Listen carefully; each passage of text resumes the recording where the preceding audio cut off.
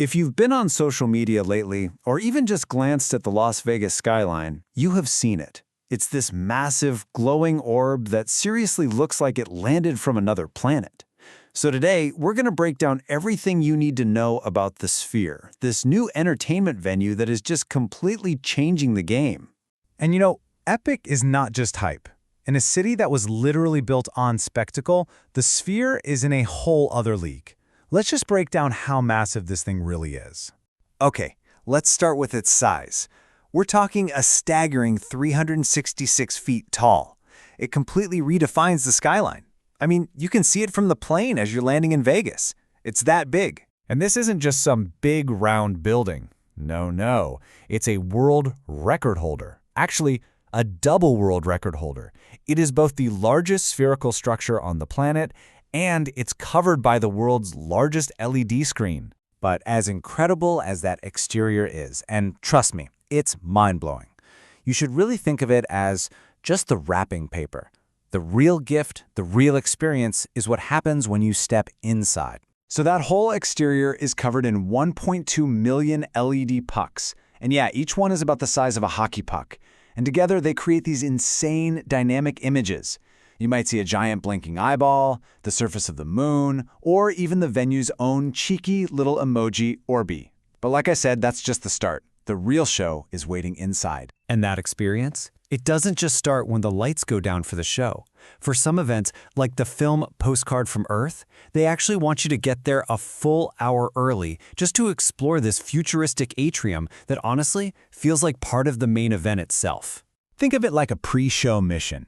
You can get a 3D avatar scan of yourself, you can check out all these cool holographic art displays, and you can interact with one of 5 AI-powered robots named Aura.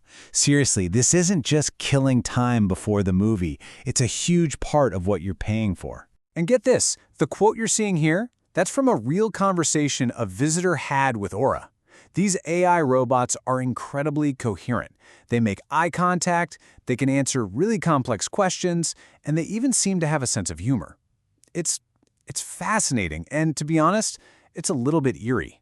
So while you're exploring all this future tech, there's also, food and drinks. You can grab your standard concert stuff like pizza and nachos, but they also have surprisingly good, kind of elevated options like poke bowls. There are bars, self-checkout stations, and yeah, plenty of merch if you feel like dropping $70 on a hoodie.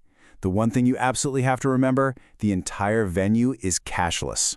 Okay, so after you have explored the atrium, it's time to head into the main bowl. And with a venue this massive, I promise, the first thing you're going to wonder is, where on earth am I supposed to sit? The main performance space is it's staggering. It holds 17,600 seats, and they're arranged in a way you've probably never seen before. It feels like they climb almost vertically up 9 floors. So you kind of have a choice to make. The lower sections, say the 200s, they give you the best of both worlds for a concert. You get a great view of the performers on stage, but you're still totally surrounded by that incredible screen. But the higher you go, the more that screen just completely takes over your entire field of vision. The trade-off? The band on stage starts to look like little tiny ants. And listen, that climb is no joke. The upper sections are so steep it feels more like a wall of seats than a gradual slope. In fact, some visitors have even reported feeling vertigo. So if you're not a big fan of heights, you are definitely going to want to stick to those lower levels. So you've decided to go, you're ready. Before you head out, here are a few absolutely essential things you need to know just to make your visit go smoothly. First things first, the bag policy is extremely strict. Large bags, backpacks, total no-go. The rule of thumb here is basically if it doesn't fit in your pocket, you should probably just leave it at home or in your hotel room. Small clutches and purses are okay, but they have to be tiny, and don't even think about bringing a selfie stick. Getting there can also be a bit of a challenge. Parking is super limited and it's expensive, so your best bet is to take a rideshare or just walk from the strip. And remember, I'm going to say it again, the entire venue is 100% cashless. If you do happen to bring cash, you'll have to find one of their reverse ATMs to convert it into a debit card. All right. We have covered the spectacle, the whole experience, the logistics, which, leaves us with the single most important question of all. After all the hype, And let's be real, the pretty considerable cost. Does the Sphere actually live up to it? Is this an experience you should shell out your hard-earned cash for on your next Vegas trip? Well, the verdict seems to really depend on what you're going to see.